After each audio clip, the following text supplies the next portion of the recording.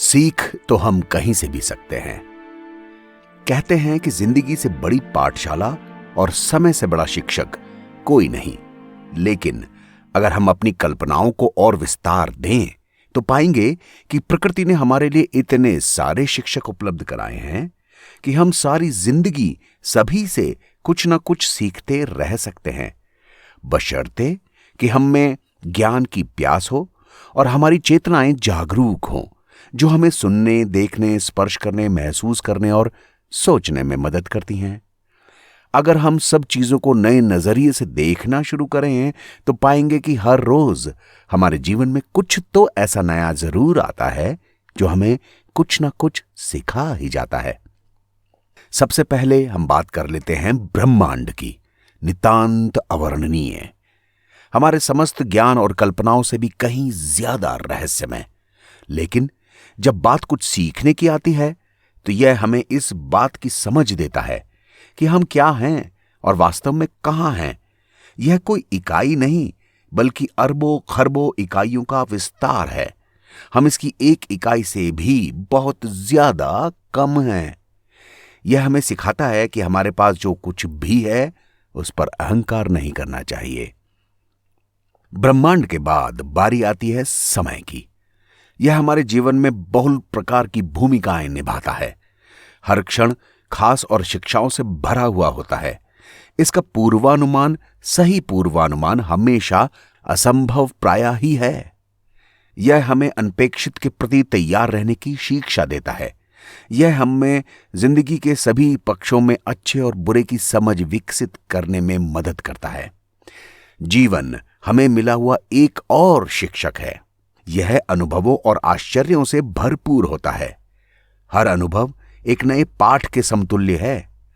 हम अपनी गलतियों और सफलताओं से सीखते हैं।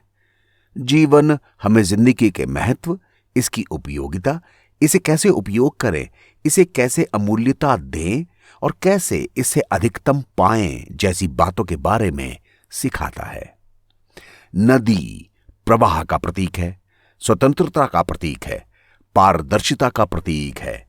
अपने प्रवाह को शाश्वत बनाए रखने के लिए चिरकटिबद्ध नदी कभी किसी से नहीं पूछती कि कहां जाऊं, कैसे जाऊं।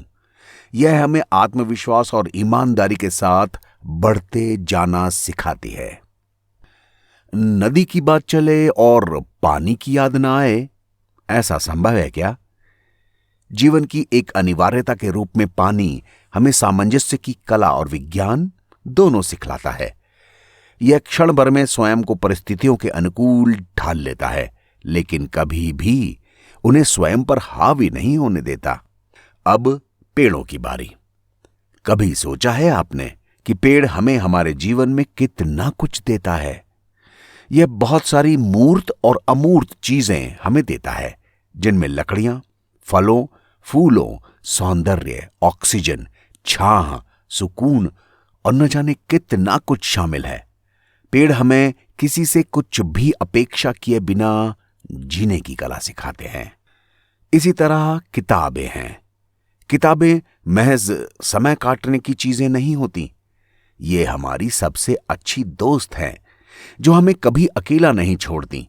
हम किताबों से अपने अपने जीवन के, हमारे परिवेश के, समाज के, संसार के बारे में बहुत कुछ सीखते हैं। वे हमें सिखाती हैं कि एक अच्छा, अनूठा और सफल व्यक्ति कैसे बने। मां, यदि पेड़ इंसान होते तो यकीनन मां जैसे ही होते। मां हमें स्वरहित प्रेम, दयालुता, कोमलता, ख्याल रखना, संसार को समझाना, समझौता किए बिना सामंजस्य स्थापित करना, वह सब कुछ सिखाती है जो हमें जीवन में आने वाली चुनौतियों और नियामतों को सही ढंग से स्वीकार करना सिखाती है। लोग, हम एक ऐसे समाज में रहने के लिए बने हैं जो लोगों द्वारा या लोगों से बनता है। हमारे पूरे जीवन में लोग अलग अलग रूप में हमारे सामने आते रहते हैं। वो हमारे मित्र हैं, संबंधी हैं, सहकर्मी हैं, साथी हैं, पड़ोसी हैं, अजनबी हैं। लेकिन हम उनसे बहुत सारी चीजें सीखते हैं। वे हमें जीवन के विभिन्न स्वरूपों का मतलब और उन्हें समझने की कला सिखाते हैं। इतिहास, हीगल ने कहीं कहा था कि इतिहास स्वयं को दोहराता है। कुछ वर्ष पश्चात स्पेनी दार्शनिक जॉर्ज सांतियाना ने इसमें जोड़ा कि जो अतीत को याद नहीं रख सकते वे ही उसे दोहराते हैं।